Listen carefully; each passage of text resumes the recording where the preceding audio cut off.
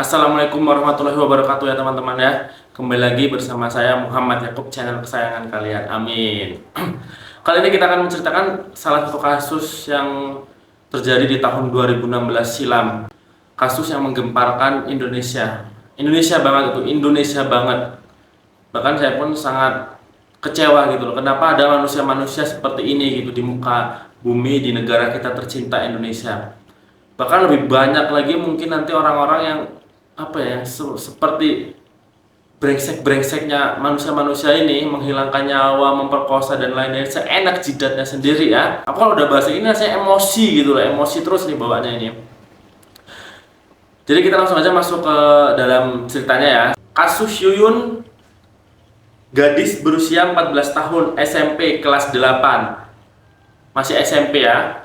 2016 lalu yang masih sangat membekas di ingatan kita dan semua masyarakat Indonesia karena memang kasusnya waktu itu sangat-sangat viral tahun 2016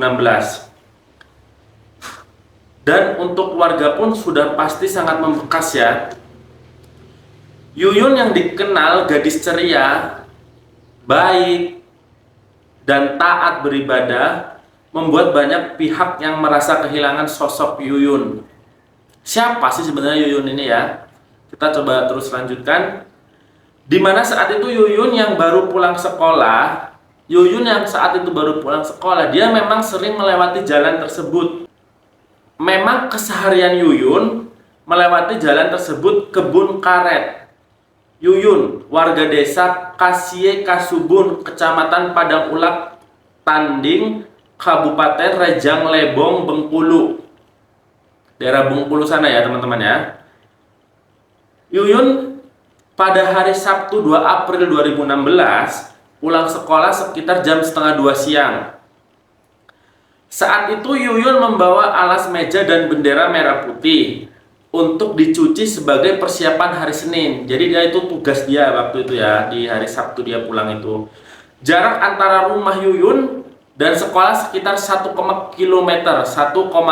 km melewati kebun karet milik warga. Nah, kita sudah mulai masuk ke inti-intinya nih ya. Nah, kebun karet tersebut memang sering dijadikan untuk berkumpulnya para pemuda di desa tersebut, teman-teman ya.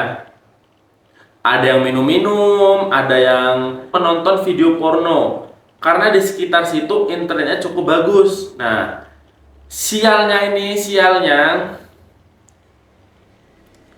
Sialnya waktu itu Yuyun yang lewat ya. Sialnya mungkin kalau bukan Yuyun bisa jadi ada mangsa lain ya di peristiwa ini. Sialnya waktu itu Yuyun yang lewat. Oke ya, kita lanjutkan ya. Saat Yuyun berjalan pulang, di saat itu jugalah 14 pemuda ya teman-teman, 14 pemuda yang sedang nongkrong melihat Yuyun dan langsung saja mencegat dan menyekap Yuyun. Kepala Yuyun dipukul pakai kayu, kaki dan tangan diikat, langsung diikat, leher dicekik. Kemudian hal yang paling mengerikan pun terjadi. Yuyun diperkosa secara bergiliran, bahkan bengisnya, biadabnya. Ada pelaku yang mengulang hingga 2 sampai 3 kali. Bajingan-bajingan pemuda ini nih yang harus kita musnahkan dari orang-orang sekitar kita ya. Karena apa? Dia udah jadi sampah masyarakat, mengancam keselamatan orang lain. Orang-orang seperti ini nih yang harus kita kasih paham nih. Kita perintilin jari tangannya itu harusnya itu. Setelah mereka, para pelaku merasa puas, Yuyun diikat dan dibuangnya ke dalam jurang sedalam 5 meter. Lalu ditutupi dengan dedaunan semak dalam kondisi telanjang. Kedua orang tua korban yang baru pulang dari ladang dan langsung bergabung dengan warga melakukan pencarian. Hingga malam harinya belum ditemukan dan parahnya beberapa pelaku ikut sok-sokan mencari. Pura-pura nggak tahu, pura-pura nggak terjadi apa-apa. Enak banget nih kalian ya.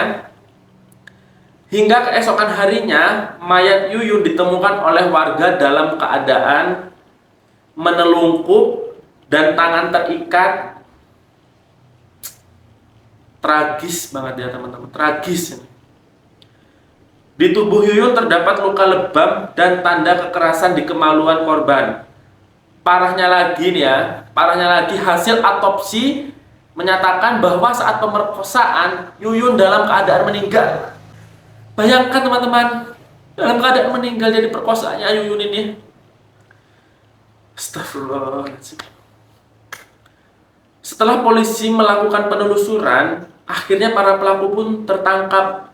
Ada kakak kelas dan tetangga korban. Tanggal 19 April, polisi melakukan rekonstruksi pemerkosaan sekaligus pembunuhan. Sebanyak 65 adegan dilakukan. Bayangkan teman-teman, ada 60 adegan. Dengan menghadirkan para pelaku dan pemeran pengganti Yuyun, warga mengatakan wajah mereka tidak meyakinkan sebagai anak-anak. Memang iya sih, ini udah bukan anak-anak lagi, ini binatang teman-teman ya. Pastikan hukum tidak diperalat dengan menyebutkan kasus di bawah umur. Jadi memang di antara para pelaku ada yang masih di bawah umur ya, kebetulan. Tapi ini udah bukan pemikiran di bawah umur lagi sih, ini udah membunuh, memperkosa, alangkah keji dan kejamnya. Setelah melakukan persidangan, tuntutan 10 tahun penjara tidak bisa diterima keluarga. Jelaslah nggak bisa diterima. Keluarga meminta hukuman mati saja atau seumur hidup ya. Setelah dijelaskan bahwa sistem hukum kita memang sudah mengatur demikian, dan keluarga seketika mencoba untuk menerima. Jadi keluarga Yuyun setelah dijelaskan mencoba untuk menerima ya. Astagfirullah. Nah ini ada fakta di balik kasus Yuyun yang mungkin memang belum bisa diuji kebenarannya ya. Jadi kayak sekedar mitos gitu di sekolahan Yuyun. Bangku meja Yuyun di sekolah pun tidak ada yang berani menempati karena pernah ada yang berkata meja Yuyun selalu mengeluarkan air sedangkan atap tidak bocor.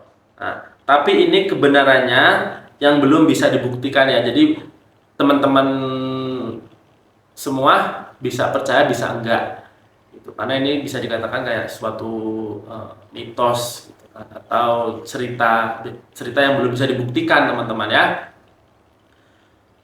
Tapi tidak sampai di situ, para orang tua kan bajingannya gini sih. Siapa yang salah, siapa pula yang merasa jadi korban. Tapi tidak sampai di situ, para orang tua pelaku yang tidak terima anaknya di penjara meminta untuk orang tua Yuyun melakukan perdamaian. Otak kau di mana, Pak? Bu, anakmu diajarkan dulu yang benar. Astaga. Sampai banyak ancaman yang datang. Kasihan banget keluarga Yuyun ini, sumpah. Karena sudah tidak nyaman dengan berbagai ancaman, akhirnya keluarga Yuyun pun memutuskan untuk pindah gitu. Dan banyak juga dari aktivis-aktivis anak, pembela-pembela Yuyun, pemerintah setempat memberikan bantuan agar kehidupan Yuyun lebih sejahtera. Jadi di kasus Yuyun ini sangat-sangat sadis loh.